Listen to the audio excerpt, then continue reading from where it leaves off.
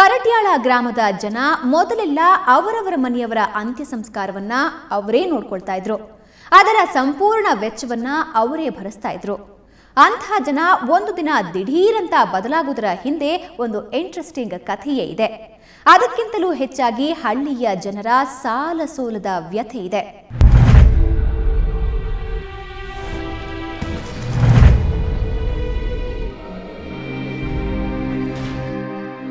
ಬೀದರ್ ಜಿಲ್ಲೆಯ ಭಾಲ್ಕಿ ತಾಲೂಕಿನ ಕರಡ್ಯಾಳ ಗ್ರಾಮದ ರೈತ ರಾಜಣ್ಣನವರ ಅಂತ್ಯ ಸಂಸ್ಕಾರ ಕೊನೆಗೂ ಮುಗಿಯಿತು. ಗ್ರಾಮದ ಪ್ರತಿಯೊಂದು ಮನೆಯಿಂದಲೂ ಹಣ ಸಂಗ್ರಹಿಸಿ ಇವರ ಅಂತ್ಯ ಸಂಸ್ಕಾರವನ್ನ ನೆರವೇರಿಸಲಾಯಿತು. ಹಾಗಂದ ತಕ್ಷಣ ರಾಜಣ್ಣ ತುಂಬಾ ಬಡವರಿರಬೇಕು, ಅದಕ್ಕೆ ಮನೆಯಿಂದ ಚಂದ ಎತ್ತಿ ಅಂತ್ಯ ಸಂಸ್ಕಾರ ನೆರವೇರಿಸಿದ್ರು ಅನ್ಕೋಬೇಡಿ. ಮನೆಯಿಂದ ಚಂದ ಎತ್ತಿ ಅಂತ್ಯ ಸಂಸ್ಕಾರ ನಡೆಸುವಷ್ಟು ಬಡ ಕುಟುಂಬವೇನಲ್ಲ ರಾಜಣ್ಣನವರದ್ದು. ಇದ್ದುದರಲ್ಲೇ ಸ್ಥಿತಿವಂತರಾಗಿದ್ದರು. ವ್ಯವಸಾಯದ ಜೊತೆಗೆ ಸಣ್ಣ ಪುಟ್ಟ ಬಡ್ಡಿ ವ್ಯವಹಾರ ಕೂಡ ಮಾಡ್ತಾ ಇದ್ರು. ಆದರೂ ಇವರ ಅಂತ್ಯ ಸಂಸ್ಕಾರವನ್ನ ಚಂದ ಹಣದಲ್ಲಿಯೇ ಮಾಡಲಾಯಿತು.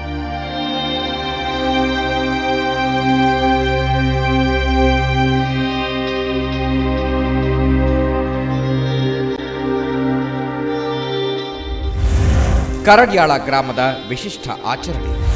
ಚಂದ ಹಣದಿಂದ ನಡೆಯುತ್ತೆ ಅಂತ್ಯ ಸಂಸ್ಕಾರ.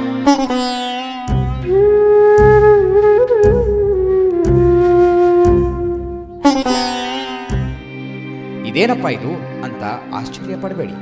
ಹೌದು, ಈ ಊರಿನಲ್ಲಿ ಒಂದು ವಿಶಿಷ್ಟವಾದ ಸಂಪ್ರದಾಯ ರೂಢಿಯಲ್ಲಿದೆ. ಅದು ಏನಪ್ಪಾ ಅಂದ್ರೆ, ಊರಿನಲ್ಲಿ ಯಾರೇ ಸತ್ರು ಚಂದಾ ಹಣದಲ್ಲಿಯೇ ಅವರ ಅಂತ್ಯ ಸಂಸ್ಕಾರವನ್ನ ನಡೆಸಲಾಗುತ್ತೆ. ಊರಿನ ಎಲ್ಲ ಮನೆಗಳಿಂದಲೂ ಚಂದಾ ಹಣವನ್ನ ವಸೂಲಿ ಮಾಡಿದ ನಂತರವೇ ಅಂತಿಮ ಯಾತ್ರೆ ಹೊರಡೋದು. ಮನೆಗೆ 10 ರೂಪಾಯಿ ಚಂದ, ಯಾರೇ ಸಾಯ್ಲಿ ನಮ್ಮ ಊರಾಗ ಮನೆಗೆ 10 ರೂಪಾಯಿ ಚಂದ ಮಾಡಿ, ಯಾವುದೇ ಜಾತಿದಾಗ ಮನೆಗೆ 10 ರೂಪಾಯಿ ಚಂದ ಮಾಡಿ ಪಟ್ಟಿ ಮಾಡಿ ಪ್ಯಾಟಿಗೆ ಹೋಗಿ ಏನು ಸಾಮಾನು ಹತ್ತದ ತಂದು ಅದನ್ನು ಮುಖ್ಯ ಮಾಡ್ತೇವೆ.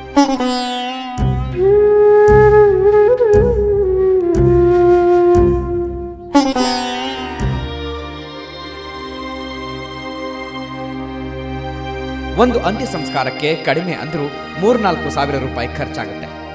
ನಗರದವರಿಗೆ ಹಣದ ಲೇವಾದೇವಿ ಮಾಡುವವರಿಗೆ ಇದು ಅಷ್ಟೇನು ದೊಡ್ಡ ಮೊತ್ತವಲ್ಲದಿರಬಹುದು.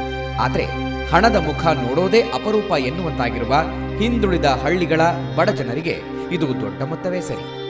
ಅಷ್ಟು ಸಾಲ ಮಾಡಿದರೆ ಅದೇ ಮುಂದೆ 16 ಸಾವಿರವಾಗುತ್ತೆ. ಅದರಿಂದ ಮುಕ್ತಿ ಹೊಂದೋದು ಹೇಗೆ?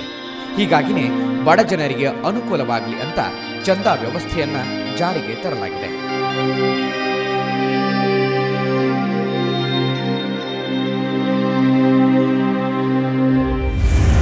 ಎಲ್ಲ ಜಾತಿಯವರಿಗೂ ಒಂದೇ ರೂಲ್ಸ್. ಅಂತ್ಯ ಸಂಸ್ಕಾರ ತಿಥಿಗೆ ಚಂದಾ ಹಣ.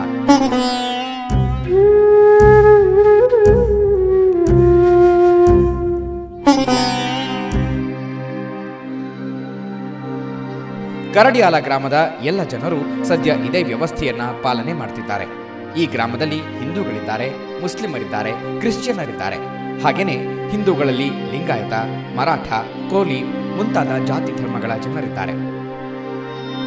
ಅವರು ಎಷ್ಟೇ ಶ್ರೀಮಂತರಾಗಿರಲಿ ಬಡವರಾಗಿರಲಿ, ಯಾವುದೇ ಜಾತಿ ಮತ ಪಂಥಕ್ಕೆ ಸೇರಿರಲಿ, ಎಲ್ಲರೂ ಚಂದಾ ಎತ್ತಿಯೇ ಅಂತ್ಯ ಸಂಸ್ಕಾರ ನಡೆಸೋದು ಇಲ್ಲಿನ ಸ್ಪೆಷಾಲಿಟಿ.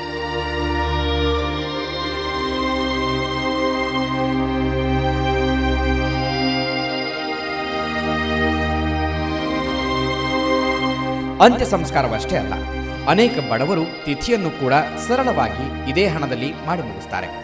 ಶ್ರೀಮಂತರು ಬೇಕಾದ್ರೆ ಚಂದಾ ಹಣದ ಜೊತೆಗೆ ಇನ್ನೊಂದಷ್ಟು ಸೇರಿಸಿಕೊಂಡು ಅದ್ಧೂರಿಯಾಗಿ ಮಾಡಬಹುದು. ಆದರೆ ಗ್ರಾಮದ ಬಹುತೇಕರು ಕಲೆಕ್ಟ್ ಆದ ಚಂದಾ ಹಣದಿಂದಲೇ ಅಂತ್ಯ ಸಂಸ್ಕಾರ ಹಾಗೂ ತಿಥಿ ಕಾರ್ಯವನ್ನ ಪೂರೈಸುತ್ತಾರೆ. ಸತ್ತವರ ಅಂತ್ಯ ಸಂಸ್ಕಾರಕ್ಕೆ ಗ್ರಾಮದ ಎಲ್ಲ ಮನೆಗಳಿಂದಲೂ ಹಣ ಕಲೆಕ್ಟ್ ಮಾಡೋದೇನು ಸರಿ, ಆದರೆ ಅದನ್ನ ಯಾರೆಂದರೆ ಅವರು ಮಾಡುವಂತಿಲ್ಲ. ಊರಿನ ಜಂಗಮರ ಮನೆತನದವರೇ ಮಾಡಬೇಕು. ಕರಡ್ಯಾಳ ಗ್ರಾಮದಲ್ಲಿ ಹಣ ಸಂಗ್ರಹಿಸಿದ ಈ ಹುಡುಗ ಜಂಗಮರ ಮನೆತನದ ಹುಡುಗ.